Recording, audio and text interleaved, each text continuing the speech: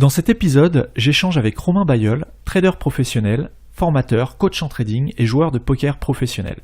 Le parcours de Romain est particulièrement atypique et je souhaitais échanger avec lui afin qu'il puisse nous partager sa vision entrepreneuriale très inspirante, mais aussi et surtout comment il a su tirer profit de certains canaux d'acquisition de clients de façon très intelligente.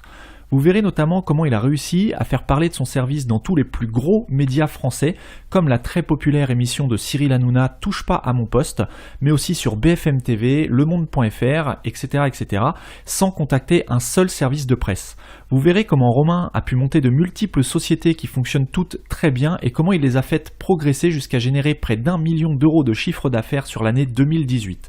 Dans cet épisode, on ne parle pas de e-commerce traditionnel, mais plutôt de stratégies marketing qui peuvent démultiplier les ventes d'une activité de vente, même si celle-ci est traditionnelle. Que vous soyez déjà e-commerçant, que ce soit de produits physiques ou de produits d'information, ou que vous soyez en phase de mettre sur pied votre activité de vente en ligne, les conseils que nous partage Romain aujourd'hui vont vous permettre soit de remettre en question certaines de vos stratégies, soit de développer des canaux de croissance que vous n'aviez peut-être pas imaginés ou que vous pensiez non adaptés à votre activité.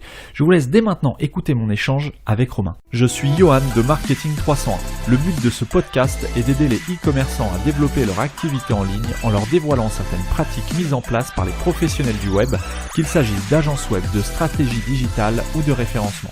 Ce podcast est le fruit de plus de 10 années d'expérience accumulée depuis 2006, date de la création de ma première entreprise web. En 2010, je fonde mon agence digitale qui accompagne de nombreux e-commerçants. En 2013, je m'associe et rachète en parallèle de mes activités une société spécialisée dans la vente de produits alimentaires aux professionnels et aux particuliers via sa boutique en ligne. Sur Marketing 301, je partage avec vous les outils les plus efficaces. J'échange également sans filtre avec d'autres professionnels, je cherche à découvrir leur parcours, les outils qu'ils utilisent au quotidien et je tente de décrypter leur façon de penser et d'organiser leur journée. Marketing 301, c'est le podcast qui me permet de partager mes meilleures compétences avec les personnes qui vivent déjà ou qui souhaitent vivre du e-commerce. Bonjour Romain, merci de nous avoir accordé un petit peu de temps parce que je sais que tu es plutôt pris avec toutes tes activités. Donc est-ce que tu peux commencer par te présenter, décrire ton parcours, comment tu es arrivé là où tu es et éventuellement là où tu souhaites continuer à aller. Est-ce que tu peux nous expliquer un petit peu tout ça ?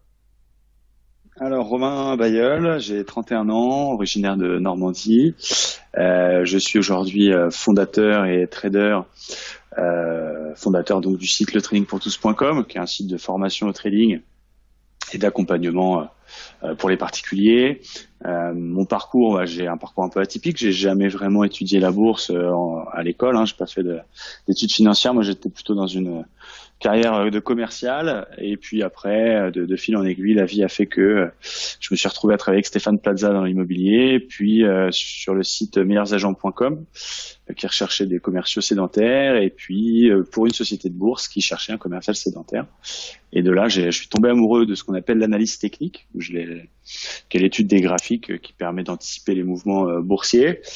C'est devenu une passion. J'ai commencé par donner quelques conseils, quelques formations à mes clients quand j'étais encore chez cette société qui s'appelle Waldata, qui édite des logiciels d'analyse technique. Et puis petit à petit, on me demandait de plus en plus de choses. Donc j'ai décidé de me lancer dans la formation au trading. Il y avait déjà une forte offre, mais pas de personnalisation comme ce que je le fais. Et du coup, c'est vraiment un malheur qui a fait que j'ai pris mon envol. C'est le décès de mon papa qui m'a donné envie de me lancer. J'ai créé donc d'abord l'analyste.com qui existe toujours, mais qui a fusionné avec le deuxième site que j'avais créé, Trader de Bitcoin, pour donner le trading pour tous, qui donc existe depuis près de 5 ans et qui aujourd'hui va former plus de 5000 personnes à l'apprentissage de l'analyse technique, dans le but d'essayer de faire en sorte qu'il y ait de moins en moins de particuliers qui perdent sur les marchés. Je suis parti d'un constat, les chiffres de l'AMF le prouvent, la majorité des gens qui font du trading perdent parce qu'ils n'ont pas de méthode ou pas de psychologie. Et voilà, moi j'ai une certaine crédibilité puisque mon site m'a permis de me faire engager en tant que trader par José Collado, qui était un client du site et qui est un Français qui a très bien réussi sa vie et qui cherchait des gens pour gérer son patrimoine. Donc voilà, après, j'étais pas destiné à faire ça, c'est la vie qui, je crois beaucoup à tout ce qui est énergie, tout ce qui est de l'attraction, etc. Et il faut se laisser guider parfois et par ses passions et par les rencontres qu'on peut faire, toujours croire qu'on peut aller le plus haut possible et ça marche. voilà, jamais sous-estimé. Et tout est possible pour tout le monde. Donc voilà, aujourd'hui, je suis en Andorre et j'y suis bien. Et j'ai une société qui a 8 employés, qui tourne bien. Donc on est content. D'accord, donc vous êtes 8 aujourd'hui dans ta structure. 8 sociétés, ouais. 8 salariés, pardon. Oui, 8 salariés, ok, ouais, ça marche. Et je rebondis juste parce que tu m'as parlé de la loi de l'attraction, donc c'est quelque chose qui me parle aussi. Tu as vu Le Secret de Rhonda Byrne, je crois. C'est un petit film, un court métrage. Bon, bah, je t'invite à chercher sur internet Le Secret, comme un secret. Et si ça te parle, voilà, juste parce que ça m'a fait penser à ça.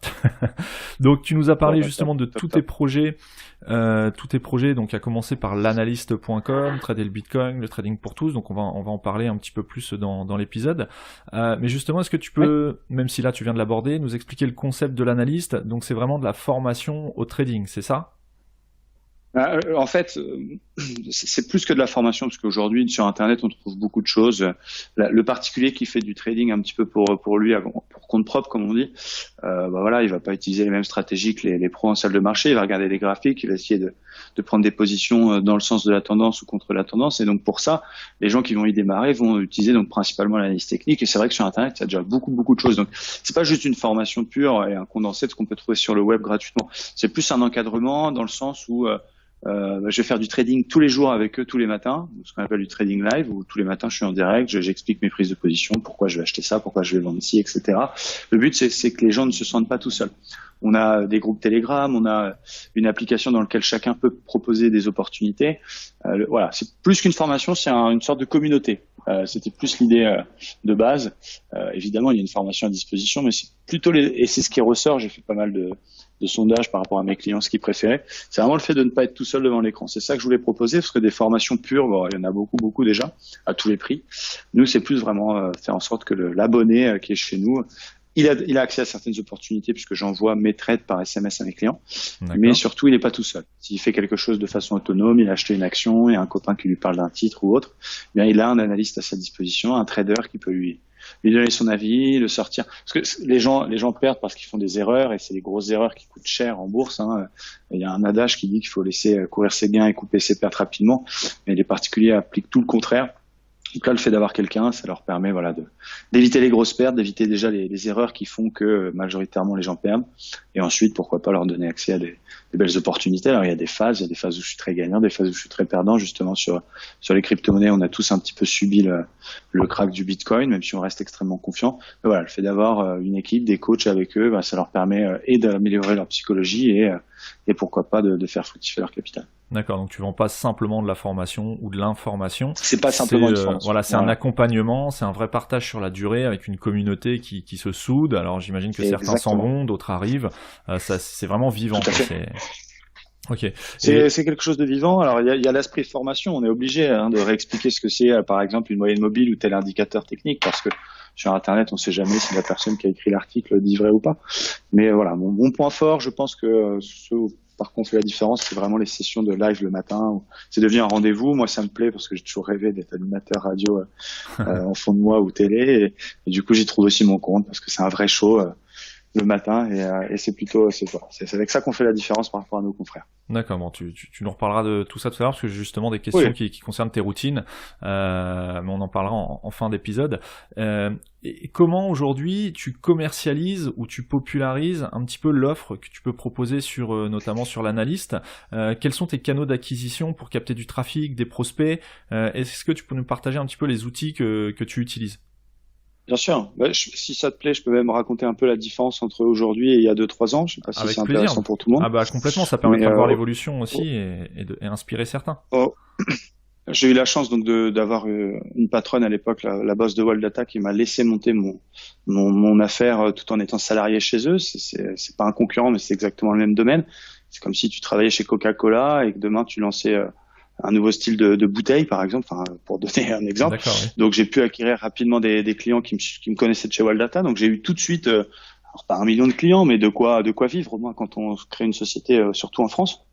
Et après ça s'est vite atténué parce que je connaissais pas le marketing, je connaissais pas YouTube, je connaissais pas Instagram, c'était peut-être même pas aussi développé qu'aujourd'hui. Et donc mon premier canal, c'était Facebook. J'étais dans tous les groupes Facebook de trading possibles, imaginables. J'avais un profil public dans lequel je partageais mes trades, etc. Et bon, j'arrivais à avoir quelques clients, peut-être une une centaine par an. C'était déjà beaucoup pour le canal en question, mais c'était pas suffisant pour devenir riche entre guillemets avec cette activité-là. Et ensuite, on a profité de la montée des crypto-monnaies, de la popularité du Bitcoin l'année dernière. On a fait un très beau coup marketing, on en est très content, même si on s'est un peu taquiné pour ça. On en reparlera justement. Ne spoil pas. Non, je spoil pas. Bon, on a fait quelque chose dont on parlera plus tard, qui nous a permis en fait non pas de développer à fond la société directement parce que la personne, on verra plus tard, c'est pas la référence en trading, mais nous a permis de donner un budget pour aller plus loin. Et aujourd'hui, on a la chance de travailler avec une équipe marketing qui est dédiée à notre activité, donc qui travaille pour nous toute la journée et qui utilise Instagram et YouTube à fond. Et YouTube, 95% de nos clients aujourd'hui viennent de YouTube et c'est quelque chose que je connaissais pas, donc je pouvais jamais exploiter ça. Et effectivement, c'est très très très fort. Donc c'est principalement YouTube, voilà, pour tout dire. Et aujourd'hui, on est content parce qu'on travaille que depuis 6 mois et on a déjà plus de 400 clients en 6 mois. Donc c'est 4 fois une année moyenne en 6 mois. C'est assez impressionnant, ouais, effectivement. C'est plutôt bien. J'ai vu aussi que tu avais D'autant qu'on est dans un marché excuse-moi, mais d'autant qu'on est dans un marché niche. Oui, il faut le préciser, je vends pas des bracelets, je vends pas des montres, ça reste une formation au trading. Donc déjà, le marché potentiel est assez réduit. Il faut rappeler qu'il y a à peu près 50 000 personnes qui font du trading en France. Donc ça reste un petit marché. D'accord, oui, effectivement. Pour préciser le chiffre. Effectivement, mais ton but justement en exploitant ces canaux, c'est peut-être d'être le leader d'un petit marché et donc truster quasiment 100% des prospects. Tout à fait. Ok, effectivement, ça c'est une stratégie. Vaut mieux être le meilleur d'un petit marché que moyen dans un marché énorme, quoi. Pour te différencier, te faire remarquer, et c'est justement la stratégie dont on va parler tout à l'heure. Si tu veux bien nous partager un petit peu les choses que tu as faites, notamment c'était pour trader le Bitcoin, je crois me souvenir, mais on en parlera juste après. As-tu, pour développer, donc là on a vu que tes clients venaient en majorité de YouTube, de ta stratégie YouTube, dont on va parler tout à l'heure aussi, mais as-tu une stratégie en parallèle de ça, une stratégie de contenu, une stratégie SEO particulière pour pousser un petit peu tes sites, donc là vraiment les sites internet, à être trouvés sur Google par exemple? Alors on a essayé. Donc d'abord, j'avais fait faire mon premier site un peu professionnel par DigiActif. Donc ça nous a permis d'être crédible. Ensuite, on a fait faire un site un peu un cran au-dessus, on va dire, avec une agence qui nous a promis d'être les mieux référencés au possible sur Google. Donc quand on tape formation bourse, formation trading, donc ça nous a coûté 80 000 euros. D'accord, quand même. Ce qui est cher pour un site internet. Tout à fait. Voilà, donc à peu près 25 000 euros de site internet, 30 000 euros de com, de vidéos, etc. Et le reste que du référencement. Donc cette agence nous promettait moult articles par semaine dans le but d'être dans les premiers sur Google. Effectivement, on était plutôt bien référencés, mais ça ne marchait pas. Ça ne marchait pas parce que le produit que l'on propose, la formation au trading, je pense, n'est pas adapté. En tout cas, ne se vend pas comme ça. C'est pas en étant juste bien référencé sur Google que l'on va avoir des clients de qualité. Donc ça n'a pas fonctionné. Mais effectivement, on avait mis des choses en place pour aller chercher du référencement naturel. Mais ça n'a pas été bon pour nous en tout cas. Peut-être pour d'autres, mais pour nous. Ça n'a pas été concluant. En tout cas, t'as pas pu transformer, avoir un ROI, un retour sur investissement intéressant, quoi. Zéro, on a dû compter 2 clients de plus, donc c'est vraiment nul. Et une agence immobilière, une agence de voyage, un dentiste, je sais pas, c'est évidemment évident d'être extrêmement bien référencé. Nous, la formation au trading, ça n'avait aucun intérêt. Ça montre aussi que ton marché est peut-être pas sur Google, mais plus sur YouTube. En tout cas, c'est ce que les chiffres montrent aujourd'hui, en tout cas d'après ce que tu nous partages. Exactement. Donc très important de mettre en place des actions en fonction de là où se trouve ton marché, quoi. Tout à fait. En ce qui concerne tes 2 autres projets, traderlebitcoin.com et letradingpourtous.com, donc tu vas nous expliquer, est-ce que ce sont les mêmes choses, ce sont 2 choses différentes? Est-ce que tu peux nous parler justement ou nous développer un peu plus l'aspect communautaire qui gravite autour de ces 2 sites et dont tu as parlé un petit peu tout à l'heure? Quels outils tu utilises pour gérer et communiquer avec ta communauté? Alors, au départ, il y a donc l'analyste.com, on rappelle, c'est plutôt sur les actions ou sur le trading plus traditionnel, donc tout ce qui est indice, etc. Et nous, ça fait un moment qu'on est dans la crypto-monnaie, on n'a pas attendu que le Bitcoin soit à 20 000. Et effectivement, quand on a vu cet engouement, quand on a vu tous les médias en parler, eh bien, comme tout entrepreneur, on a voulu profiter de ça. Donc, on a lancé trader le Bitcoin pour ne pas mélanger les deux activités. Pourquoi? Parce que c'est pas la même cible. On va dire que la personne intéressée par le trading classique action, c'est pas une caricature, mais c'est plutôt quelqu'un de plus de 50 ans qui a un peu d'argent, qui souhaite faire fructifier ses économies, son capital, des papis PEA, on peut les surnommer, c'est plus ce style-là. La crypto-monnaie, ça concerne plutôt des geeks, des jeunes, donc c'était pas une bonne stratégie de mélanger les deux cibles, donc on avait créé un site donc en parallèle, trader le Bitcoin. Et donc aujourd'hui, au lieu de gérer deux sites différents, deux canaux, deux YouTube, deux Facebook, deux Twitter, etc., finalement on a décidé, maintenant qu'on a une petite notoriété dans les deux activités, ça nous semblait assez mûr pour pouvoir fusionner les deux et donc faire rencontrer ces deux clients. Mais quand on a lancé Trader Bitcoin, effectivement, on avait décidé de le faire à côté. Parce que c'était pas les mêmes codes, c'était pas les mêmes intérêts pour les deux. Donc ça veut pas dire que l'une est mieux que l'autre, mais comme tu l'as souligné, il y a peut-être plus d'aspects communautaires dans trader le Bitcoin parce que c'est une cible plus jeune qui est habituée aux réseaux sociaux, qui est habituée à se servir de Discord, de Telegram, qui est habituée à peut-être plus partager, plus dans cet esprit-là. L'esprit crypto-monnaie, c'est aussi une philosophie un peu anti-système, anti-banque, etc. Et donc beaucoup plus de partage que l'actionnaire classique qui va garder ses petits secrets pour lui et qui va éviter de partager à son copain l'opportunité. Donc on avait fait les choses différemment, mais après tout fonctionnait de la même façon, c'est-à-dire qu'il y a un groupe privé Facebook sur lequel on peut partager du contenu, des vidéos, du coaching, des signaux de trading qui sont envoyés par SMS ou par Telegram, des groupes dans lesquels il y a la communauté qui échange, et puis une formation qui a évidemment un tronc commun puisque dans les deux cas on utilise les mêmes outils, donc c'était pas nécessaire de séparer les formations. D'accord. Maintenant, encore une fois, on a fusionné ces deux sites et on a pris le meilleur de chacun des deux services. Les opportunités sont envoyées par SMS à ceux qui sont abonnés au pack trader. On a une seule et même offre pour vraiment et qui est à vie. Hein, c'est pas un truc annuel, c'est un truc à vie. Voilà, ceux qui sont dans trader le Bitcoin, qui n'ont pas fait le choix d'aller sur le pack trader, gardent toujours leurs avantages, gardent toujours des signaux, même si ces derniers mois c'était très très calme, mais là ça a l'air de repartir un petit peu. Gardent accès au même groupe, hein, on a mélangé les gens, gardent accès au coaching, on leur offre le live du lundi, donc on essaie quand même de donner. C'est pas parce que les cryptos sont un peu mortes qu'on a laissé tomber les gens. On essaie de donner quand même des choses. Maintenant, l'idée quand même, c'est qu'à terme, le service Trader Bitcoin ne disparaisse pas complètement, mais soit intégré à part entière au trading pour tous, et que ce soit vraiment, il y a plus aucune séparation. Maintenant, effectivement, des gens qui ont payé 1 500 € et des gens qui ont eu un service à la base qui était gratuit, c'est un peu normal de cliver un peu et de pas offrir la même qualité de service entre guillemets, parce que je voulais pas frustrer ceux qui avaient payé 1 500. Au final, ceux qui n'ont rien payé ont la même chose. Enfin, je sais pas si tu me comprends bien, mais voilà pourquoi on a essayé de séparer aussi un petit peu comme tout, hein. T'as les forfaits téléphoniques, t'as le forfait à 2 €, t'as le forfait à 50 €, t'as pas les mêmes services, donc c'est pareil. Tout à fait, c'est tout à fait normal. Bien apporter de la valeur en fonction du coût que ça représente pour tes clients, quoi. Pour l'utilisateur, voilà. Maintenant, moi, ça me tient à cœur aussi à ce que les gens puissent tenir, notamment dans les crypto-monnaies. Je reste pro crypto, donc j'ai beaucoup servi de punching ball ces derniers mois, mais j'ai aidé, j'imagine, beaucoup de gens à ne pas craquer, à ne pas revendre leur crypto peut-être le plus bas, et de les garder en espérant qu'on puisse avoir raison. Moi, pour faire une petite aparté, moi, j'estime que le Bitcoin est très loin de ses plus hauts et qu'on ira beaucoup, beaucoup plus haut. Il y a quelqu'un qui a annoncé 740 000 $ dernièrement. C'est peut-être un peu exagéré, mais je suis persuadé que la question n'est pas combien, mais quand. On ira bien au-delà des 100 000 $. Donc, si je peux permettre à quelques personnes de garder ces cryptos et de gagner beaucoup d'argent dans plusieurs années, ce sera mission accomplie. D'accord, bon écoute, on souhaite que cette prédiction se réalise. Et justement, quel outil tu utilises pour envoyer tes SMS concrètement? Est-ce que tu peux nous partager? Alors, j'utilise un site qui s'appelle SMS Factor. J'étais d'ailleurs tombé dessus parce qu'ils étaient bien référencés sur Google, eux, pour le coup. Ça fait 4 ans que j'utilise ce service. C'est parfait. C'est une entreprise française.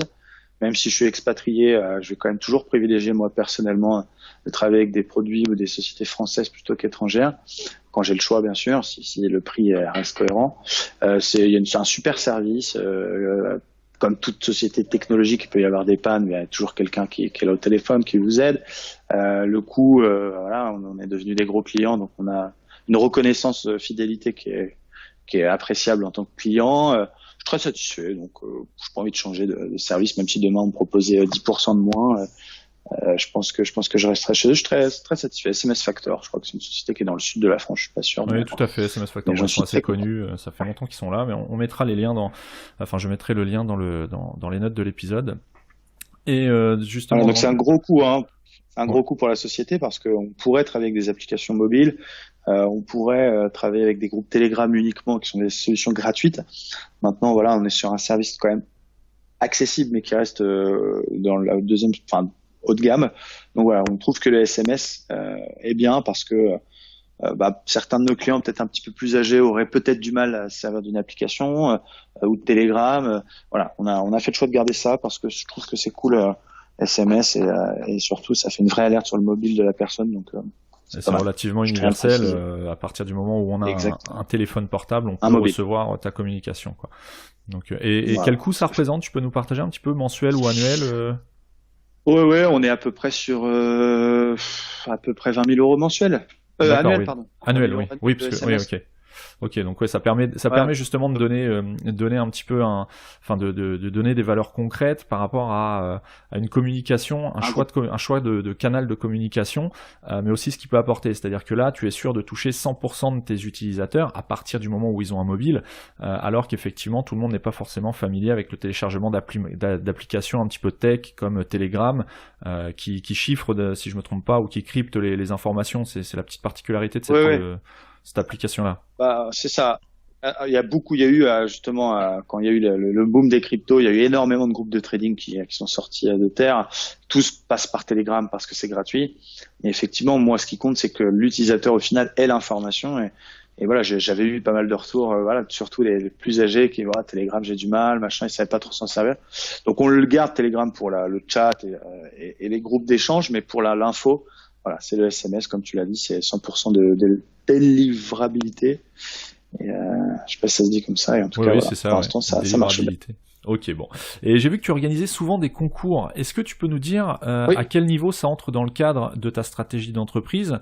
Et est-ce que tu te confrontes pas trop au problème d'attirer beaucoup de concouristes qui, au final, veulent gagner le cadeau que tu proposes, mais ne s'intéressent pas véritablement à ton service ou à ton produit? Comment tu gères ça? Alors, il y a deux types de concours. Il y a les concours type communication, de partager telle publication. Là, on a fait gagner une station de trading il y a peu de temps. Il suffisait de partager la publication en question sur Twitter ou sur Facebook. Ça permet voilà de gagner des followers, gagner des j'aime. Et ça, après, voilà, c'est le jeu, c'est le revers de la médaille d'avoir des gens qui font partager que pour gagner le prix. Mais il faut l'accepter quand on fait un concours. C'est d'ailleurs, et c'est un hasard complet, c'est quelqu'un qui venait de rentrer dans notre communauté qui a gagné la station. Donc on a fait une vidéo sur YouTube, il est très content. Donc ça permet de voilà, c'est pas comme ça qu'on va gagner des clients, mais ça permet voilà de faire parler de nous. On peut pas chiffrer l'impact exact de ce type de concours sur notre chiffre d'affaires, mais je suis certain que ça permet d'avoir beaucoup plus de j'aime et donc indirectement de faire entrer des gens dans le tunnel de vente, on va dire. Et après il y a le concours de trading qui a un double sens, toujours ce sens communication, parce que c'est quand même assez sympa de faire des concours de trading en démo et de permettre à des jeunes qui ont peut-être du talent mais pas de capital d'avoir un vrai capital derrière. Le dernier concours, on a fait gagner quasiment 10 000 dollars de prize pool, comme on peut le dire au poker. Donc ça permet, celui qui a gagné, c'est un jeune, il n'a pas d'argent, il est pas mauvais en trading, du coup, lui, il a gagné 1500 dollars. Il va pouvoir peut-être faire quelque chose de cet argent-là. Et ça nous permet, nous aussi, de faire grandir l'équipe. On a recruté l'année dernière le gagnant de la première édition de notre concours de trading, qui s'appelle Marc, qui est un vrai talent, puisque c'est plutôt un entrepreneur du côté IT, mais c'est quelqu'un qui a développé des applications mobiles pour les banques belges, quelqu'un qui est expert en cybersécurité et qui a apporté beaucoup de choses à la société, à la fois en trading, mais aussi à la fois en développement technologique.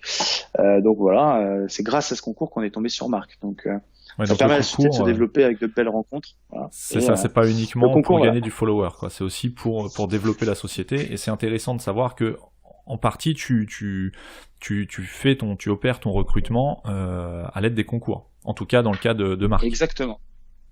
C'est du trading, donc forcément, moi, je cherche des gens qui gagnent. Tout à Et fait. la meilleure façon de vérifier si quelqu'un gagne, c'est de le faire, de faire faire des concours. Je trouve que c'est la bonne solution. Là, le concours en question, là, qui est en cours actuellement, il est sur 6 mois. On a aussi un concours interne à la communauté qui va arriver sur toute l'année civile, où le gagnant se verra confier un capital de 50 000 euros.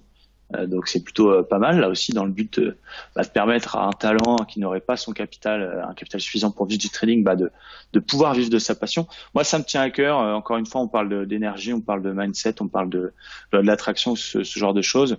Moi, on m'a pas souvent aidé, mais si je peux tendre la main, si je peux permettre à quelqu'un de se hisser un peu dans la vie, c'est une belle façon de rendre l'appareil, on va dire, méritante, mais c'est une belle façon plutôt que de donner de l'argent sans contrepartie. Voilà, je récompense un talent et je trouve là il y a un de nos membres qui se détache, s'appelle Julio, qui va certainement gagner ce fameux concours. Je suis très content parce que c'est un jeune qui a beaucoup bossé pour arriver à son niveau dans le trading, qui a pas forcément le capital pour en vivre et là il va pouvoir avec ses 50 000 euros faire quelque chose, quoi. Ouais, tu déniches, c'est vraiment ça. T'es vraiment un dénicheur de talent sur ce type de stratégie de concours, quoi. Et est-ce que c'est ça, et ça fait parler du site aussi. Oui, tout à fait.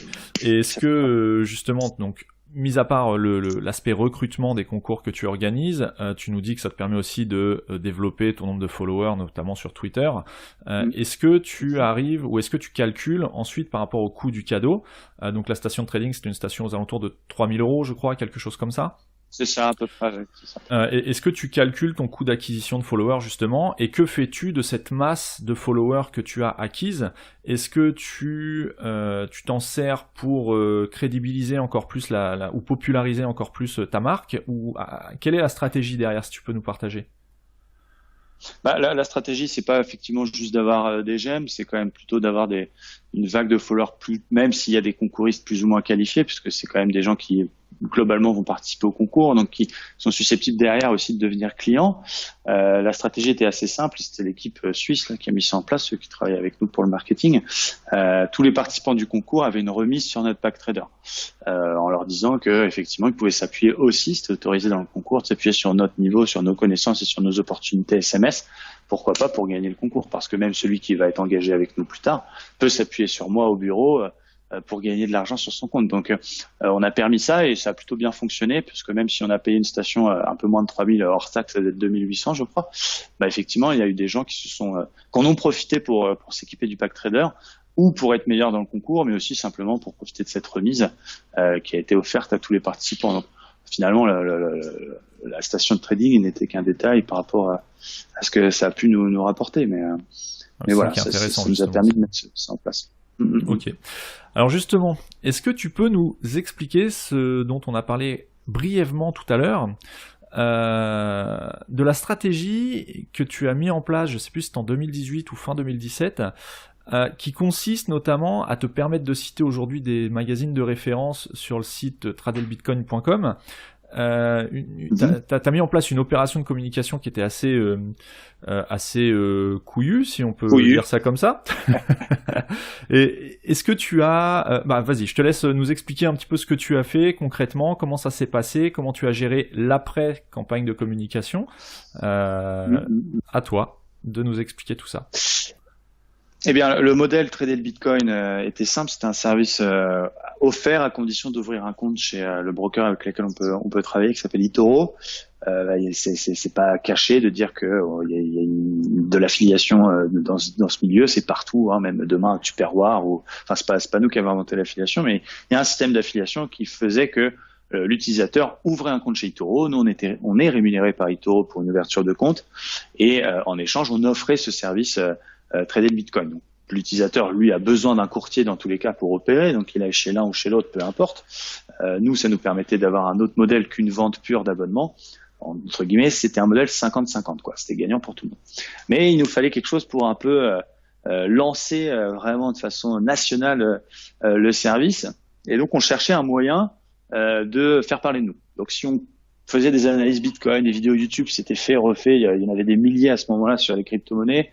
Il y avait déjà des gens comme Asher qui étaient déjà très très populaires. C'était difficile de s'imposer. Notre communauté, l'analyse.com, elle était un peu anti-crypto. Il faut savoir que tous les gens du milieu de trading de plus de 30 ans en général sont anti-crypto. Ils comprennent pas ce que c'est la crypto-monnaie. C'est un actif fou pour eux et on pouvait pas s'appuyer là-dessus. Donc on démarrait vraiment avec une cible nouvelle.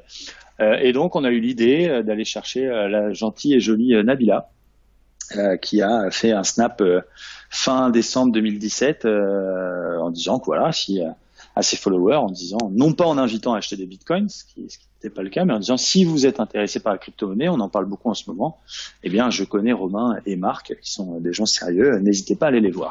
Grosso modo, c'est un petit peu ce qu'elle a dit. À la Nabila, bien sûr. Et donc sur le coup, c'était juste autour de Noël, donc effectivement mon téléphone a un petit peu sonné puisqu'elle invitait les gens à m'ajouter dans leurs amis Snapchat. Donc j'ai eu, je sais pas, 10 ou 15 000 ce jour-là ajouts Snapchat, donc mon téléphone a failli fondre. Mais bon, je m'attendais à plus, quoi. Je m'attendais à plus et j'étais un peu déçu parce que du coup derrière c'est pas forcément une cible qualifiée, les followers de Nabila, même si majoritairement c'est quand même, contrairement à ce qu'on croit, c'est quand même plutôt des hommes de plus de 30 ans qui suivent Nabila et pas que des adolescents. Mais bon, voilà, ça a eu un beau petit effet, mais c'est ce qui s'est très très vite estompé. Et du coup, j'étais un peu déçu par ça, même si Nabila, elle a fait son job et on la respecte beaucoup. Elle est beaucoup plus intelligente que ce qu'on peut penser, en tout cas. Ouais. Bref, et bon, je me dis tiens, j'avais enregistré le snap. Je me dis tiens, je vais le diffuser sur ma chaîne YouTube. On sait jamais quoi, ça peut avoir effet boule de neige, on sait jamais. Et là, donc 15 jours après, je poste le snap en question sur YouTube. Et là, magie de Nabila, hashtag Nabila fonctionne toujours aussi bien. La vidéo a été vue des centaines de milliers de fois. On en a parlé partout dans les médias et bon, vous savez, tu sais comment ça marche. À partir du moment où on cite Nabila quelque part, les journalistes, c'est vraiment effet boule de neige. Machin en parle, truc en parle. Et en fait, en une journée, on a eu, ça a été de Touche pas à mon poste à Marianne, en passant par C'est dans l'air ou ce genre d'émission sur France 5, Capital. J'ai tous les journalistes qui m'ont appelé. Ça a été vraiment le buzz du jour. C'était impressionnant. Moi, j'étais au Portugal pour des raisons personnelles et à ce moment-là, et j'étais comme un fou, quoi, parce que finalement, ça avait eu son effet. Nous, le but, c'était qu'on parle de nous. On a parlé énormément de nous. Alors, pas toujours en bien. J'ai essayé de recaler un peu les méchants parce que les journalistes me disaient ouais, vous avez pas honte, vous invitez les ados à faire de les cryptos, alors que Nabila n'a jamais dit d'acheter des bitcoins. 2, pour acheter des crypto-monnaies, il faut être majeur pour ouvrir un compte de trading. Donc, tout ce qui est adolescent, etc., ne pouvait pas être. Enfin, tu vois ce que je veux dire. C'était pas l'objectif. C'était vraiment de faire le buzz et voilà, c'est chose faite parce que tous les gens qui connaissent un peu le Bitcoin, tout le monde se rappelle de Nabila et du Bitcoin. Et donc, effectivement, parfois, je me présente comme ça je fais quelques réunions d'entrepreneurs ou moi, enfin, là, on s'en rend pas compte, mais moi, je suis quelqu'un qui est en jean basket toute l'année, hein, tout ce qui est costume, etc., ça m'intéresse pas mais j'aime bien aller taquiner les bobos dans leurs réunions et je me présente souvent comme le gars qui a fait faire un snap Bitcoin avec Nabila et donc c'est toi et tout. Donc bref, c'était opération réussie et donc il y a un autre snap qui sera prévu avec Nabila ou même une vidéo sur YouTube quand le Bitcoin redépassera les 20 000. Je vous promets que je ferai une vidéo qui fera le tour du monde cette fois-ci avec Nabila dans mon bureau si elle l'accepte bien sûr. Mais voilà, on est content parce que ça fait parler nous et du coup même si j'ai eu énormément d'ajouts Snapchat, c'est pas ce qui nous a rapporté beaucoup d'argent, c'est juste qu'on a parlé nous et du coup comme tout produit, hein, plus on a de gens qui en parlent, plus il y a de gens qui sont susceptibles de souscrire à l'offre et on va dire que les 2 mois qui entourent cette opération communication, bien on a fait des chiffres très impressionnants. Ouais, c'est très impressionnant. Plus une campagne de visibilité que d'acquisition client, quoi. Ouais, exactement. Et donc c'était réussi, quoi. Alors il y en a qui disent que le Bitcoin a baissé à cause de nous. Bon, c'est un peu débile de dire ça. Non, on en est content. C'est un tweet de l'AMF qui a vraiment déclenché le truc. Le community manager de l'AMF a dû tomber sur cette vidéo et a fait un tweet en disant non Nabila, le Bitcoin n'est pas un actif comme les autres. Hashtag Nabila. C'est ça qui avait fait le buzz. Donc on a eu de la chance aussi. Bref, c'était couillu de notre part. On s'est inspiré un peu de ce qui peut se faire au niveau de tout ce qui est paris sportif, qui utilise beaucoup les people des télé-réalités. On l'a fait 1 ou 2 fois. Et bon, est-ce qu'on a choisi la bonne personne? Je pense. Est-ce que Nabila est la mieux placée pour parler du Bitcoin? Ça, j'en suis pas forcément sûr à 100%. Mais c'est peut-être aussi ce qui fait que ça a buzzé, c'est que c'est peut-être pas la personne la plus comment dire, la mieux placée pour parler d'investissement boursier, quoique je ne connais pas Nabila, hein, ça n'engage que moi, mais c'est justement, en tout cas c'est pas là qu'on l'attend, et c'est justement peut-être ce qui a déclenché ce buzz et le fait de pouvoir faire parler de vous dans tous les médias. C'est un petit peu parce qu'il y a beaucoup pour passer dans les médias, il y a ce qu'on appelle les communiqués de presse, donc ça c'est une stratégie qui est ancienne comme la presse limite, et vous avez réussi à utiliser la popularité d'un people tout simplement pour déclencher, pour intéresser les journalistes à parler justement de cet effet, de communication, tout à fait. de cette Sans recommandation. passer par le modèle classique. Voilà, qui aurait probablement fait moins de bruit que le snap de Nabila. Allez voir l'équipe presse de Touche pas à mon poste et dites-leur, voilà, j'ai un service de trading, j'aimerais que Cyril Hanouna en parle. Vous avez plus de chances de gagner au loto que votre demande soit acceptée. Sauf que avec ce buzz, Mathieu Delormeau, tous ces gens-là ont parlé de nous. Donc derrière, effectivement, il n'y a pas eu de commande directe, mais voilà, ça a permis de parler de nous. Et on en est content. Encore une fois, on est content parce que le but c'était ni d'arnaquer qui que ce soit, ni d'inviter les adolescents à faire de la crypto-monnaie. Nous-mêmes, on ne vend pas de crypto-monnaie. C'était plutôt de Nabila. Je pense que si tout le monde avait écouté Nabila, justement, il y aurait moins de gens qui auraient perdu de l'argent, puisque si les gens avaient écouté Nabila et se seraient venus chez nous pour être encadrés dans leurs achats crypto-monnaie, je pense qu'il y aurait eu moins de morts dans ce truc-là. Donc, même si derrière, le Bitcoin a baissé, donc que vous soyez passé par nous ou pas, voilà, c'est plus ou moins compliqué pour certains wallets. Nous, on a quand même permis aux gens d'appliquer money management, de pouvoir se former à l'analyse technique, de pouvoir garder leur crypto dans les moments difficiles, de faire quand même certains profits sur des belles opérations. Donc, justement, je pense que les gens auraient dû écouter Nabila. Mais bon, bref. C'était une belle com.